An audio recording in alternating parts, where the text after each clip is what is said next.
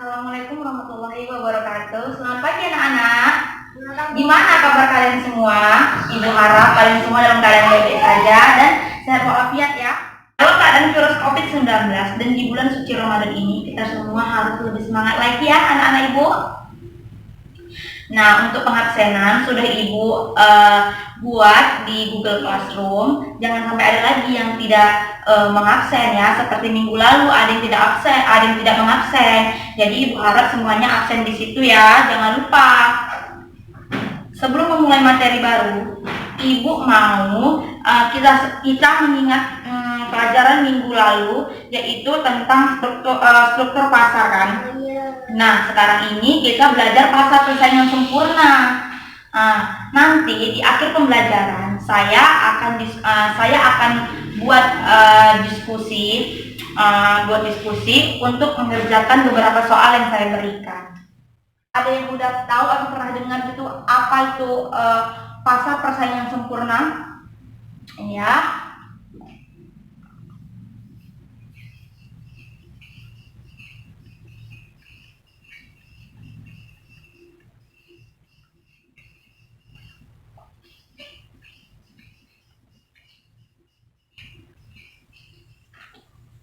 Apakah sudah ada yang tahu ini apa?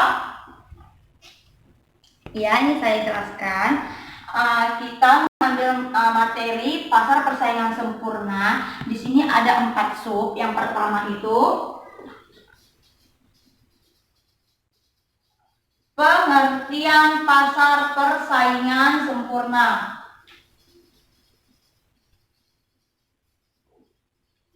Dan yang kedua, ciri-ciri pasar persaingan sempurna. Yang ketiga, kelebihan pasar persaingan sempurna. Dan yang terakhir, kekurangan pasar persaingan sempurna. Pasar persaingan sempurna adalah pasar yang jumlah penjual dan pembelinya sangat banyak dengan produk yang ditawarkan memiliki jenis yang sama atau serupa. Nah, yang membedakan dari pasar biasa adalah itu biasanya di dalam sistemnya ini transaksi yang dilakukan tidak dipengaruhi oleh naik turunnya harga. Biasanya barang yang dijual pada struktur pasar ini adalah bahan pokok kayak beras, bawang, gandum, kentang, cabai, dan lain-lain. Nah, sekarang kita masuk ke ciri-ciri pasar persaingan sempurna.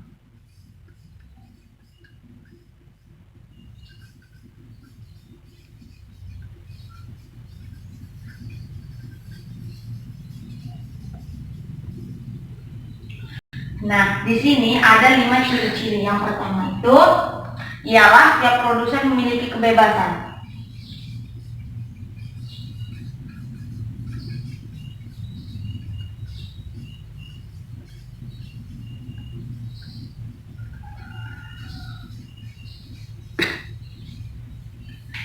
Ini setiap produsen memiliki kebebasan karena dianya masuk keluarnya dianya itu tidak ada jaminan sama perusahaan atau pemilik akan terkaitnya aturan perjanjian secara khusus. Jadi dia tidak ada hambatan untuk melakukan hal tersebut. Jadi dianya mau masuk keluar dia terserah dia, nggak perlu pakai laporan tertentu. Yang kedua itu ada banyak penjual dan pembeli.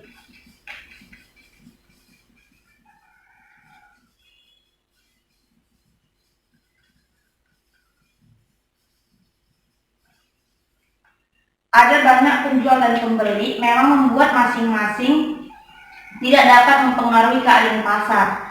Nah, yang ketiga itu para penjual pembeli sudah memiliki pengetahuan yang sempurna.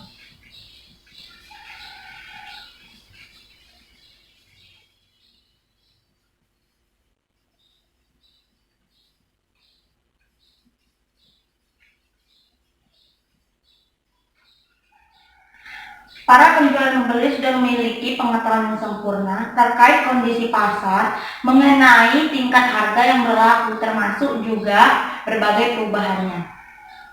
Nah, Yang keempat itu barang atau jasa yang diperjualbelikan ada dalam bentuk homogen.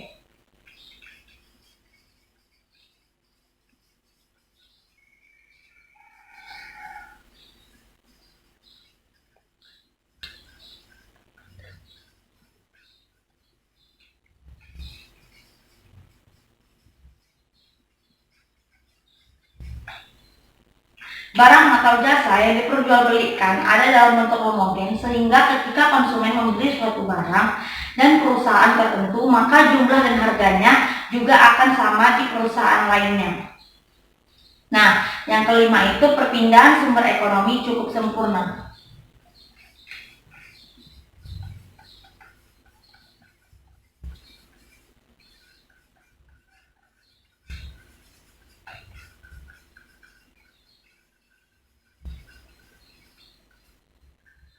Perpindahan sumber ekonomi cukup sempurna sehingga tidak ada kesulitan meskipun sektor produksi harus dipindahkan ke tempat lainnya.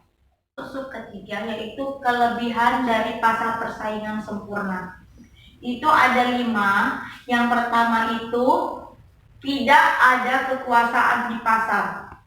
Persaingan ini sehingga kualitas barang pada masing-masing penjual hampir sama, namun dalam kondisi pembeli memiliki kebebasannya sendiri untuk memilih barang mana yang diinginkan. Harga yang ada di pasaran juga cenderung stabil karena jumlahnya banyak sehingga penjual juga tidak bisa meningkatkan harga tersebut. Yang kedua itu dapat mengoptimalkan efisiensi produksi, yaitu semua tingkat produksi menggunakan biaya minimal dan keseluruhan harus memproduksi barang dengan biaya marginal dalam produksi barang tersebut. Yang ketiga, terhindar dari pemusatan kekuasaan. Itu dikarenakan semuanya sudah disamaratakan sehingga orang-orang yang berada dalam pasar persaingan ini akan terhindar dari pemusatan kekuasaan hingga permainan harga yang dilakukan oleh golongan tertentu.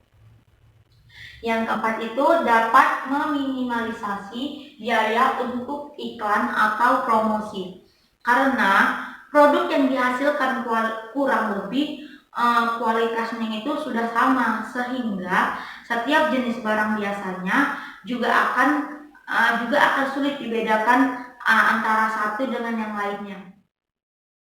Nah, sekarang kita masuk ke sub keempat alias yang terakhir yaitu kelemahan pasar persaingan sempurna.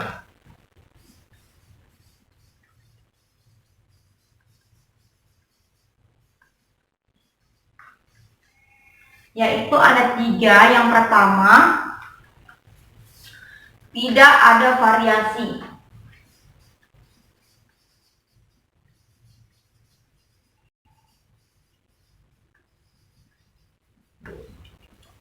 Tidak ada variasi sehingga konsumen tidak memiliki lebih banyak pilihan produksinya. Yang kedua itu minim inovasi.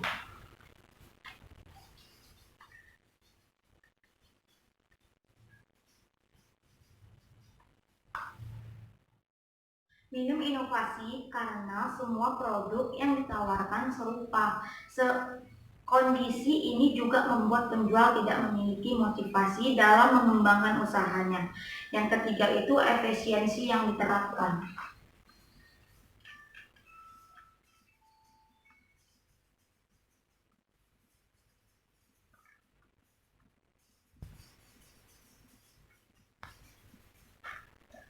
Nah, efisiensi yang diterapkan ini terlalu tinggi sehingga menyebabkan terjadinya kondisi sosial yang buruk dalam pesan tersebut. Sekian dulu materi dari Ibu untuk pertemuan hari ini sesuai seperti yang Ibu bilang tadi di awal, yaitu diskusi online secara kelompok dan bahannya sudah Ibu share di Google Classroom. Boleh kalian baca sekarang juga. Kemudian diskusikan soal-soal tersebut sesuai kelompoknya yang seperti biasa yang udah Ibu bagi. Lalu kalian share kembali ke Google Classroom sesuai kelompoknya yang sudah kalian diskusikan tadi. Oke, berdasarkan diskusi hari ini, kesimpulannya adalah pasar persaingan sempurna adalah pasar yang jumlah penjual dan pembelinya sangat banyak dengan produk yang ditawarkan memiliki jenis yang sama. Cukup sekian Ibu rasa perjumpaan hari ini karena kita sudah melakukan diskusi secara online dan juga berkelompok, maka Ibu akhiri dengan wassalamualaikum warahmatullahi wabarakatuh. Selamat pagi anak-anak Ibu.